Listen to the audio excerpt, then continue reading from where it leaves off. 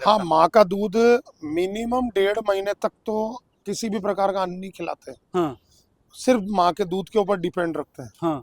और दूध अच्छी मात्रा में पिलाना पड़ता है। अच्छा अच्छा। फिर उसके 1.5 महीने के बाद इसका अन्न का स्टार्ट करते हैं। 1.5 महीने बाद हाँ, अन्न चारा जो भी चीज है। पहला 1.5 महीना कितना दूध पिलाते हो? और पहले सबसे पहले तो मुझे यूं बताओ, सबसे पहले जब ब्याई है, जी ब्याते कितने टाइम बाद आप उसको खीस पिला देते हो? ब्याने के ये समझिए कि हम 1 से 1.5 घंटे के बाद हम्म जब बच्चा स्ट्रेंड करने लग जाता है हम्म। तो उसको बहुत कम मात्रा में पिलाते हैं, अच्छा अच्छा। ताकि क्या है कि जो पहला जो दूध है हाँ उसमें जमाव क्षमता अधिक रहती है, हाँ। उसमें बहुत ज्यादा कैल्शियम होता है हम्म। तो वो जमने के चांसेस बनते हैं। हाँ। और बहुत कम मात्रा में फिर एक एक 1.5 घंटे के अंतराल पे थोड़ा थोड़ा थोड़ा थोड़ा पिलाया मतलब जाता है। पिलाना तो पूरा ही है, पर पिलाना है थोड़ा पर थोड़ा थोड़ा पिला। थोड़ा, हाँ। अच्छा अच्छा। एक साथ पिलाने से क्या है हम्म, उसके डाइजेशन पे बहुत इफेक्ट पड़ता है। वो यदि पहली पहली स्टेज में उसको आपने भरपेट कीस पिला दिया तो सेरा लग जाएगा। तो उसमें उसका जमाव क्षमता हो जाएगी हाँ और उसका पाचन क्रिया तंत्र बिगड़ जाएगा। हाँ। या तो कब्ज बनेगी बहुत भयंकर,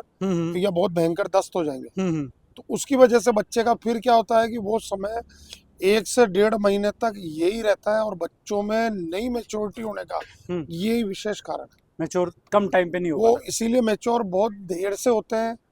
पिलाना पूरा है, पिलाना पूरा पर पर टुकड़ों में पिलाना, टुकड़ों में। ताकि वो बना रहे। हाँ अच्छा, ब्याने के 1 घंटे, बहुत सारे डॉक्टर बोलते हैं कि हाँ ब्याने के तुरंत बाद उसको, मतलब जैसे ही वो खड़ा हुआ हाँ। और वैसे पिला दो। तो 1 से 1.5 घंटे पे अच्छा, के जड़ गिरने का इंतजार नहीं करना चाहिए? बच्चे को देखो, बच्चे के जब दूध की बात आती है तो उसको पिलाने में कोई हर्ज नहीं है। कोई हर्ज नहीं। जेर तो क्या है कि 3 से 4 घंटे भी कई पशु ले लेते हैं, हम्म।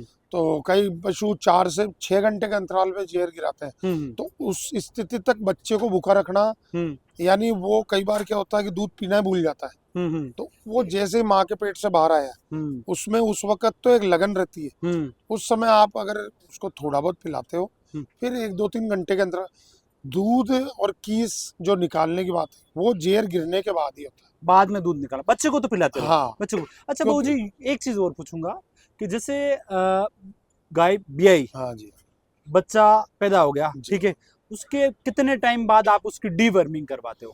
क्योंकि जैसे आपने बताया ना, पेट जी में जमा हो गया, जी कीड़े पड़ जाते हैं, हाँ। कि सेरा लगने लग जाता, वो समस्या बड़ी है। तो डीवर्मिंग कितने टाइम बाद? डीवर्मिंग मिनिमम कम से कम 30 दिन बाद होती 30 दिन? पहली है। हाँ डीवर्मिंग 30 दिन बाद होती, हाँ। फिर दूसरी दूसरी डीवर्मिंग उसके 90 दिन बाद होती 90 दिन बाद है। उसकी। मतलब हर डीवर्मिंग का 90 दिन का अंतराल होता है। अच्छा, और एक और चीज देखी जाती है कि जो छोटे बच्चे हैं वो, उनमें जी मोर्टेलिटी बहुत ज्यादा आती है, हाँ। तो उस पर क्या कहना चाहोगे आप? देखो बच्चों में सबसे बड़ा मेन कारण यही होता है, सब माँ का दूध का है।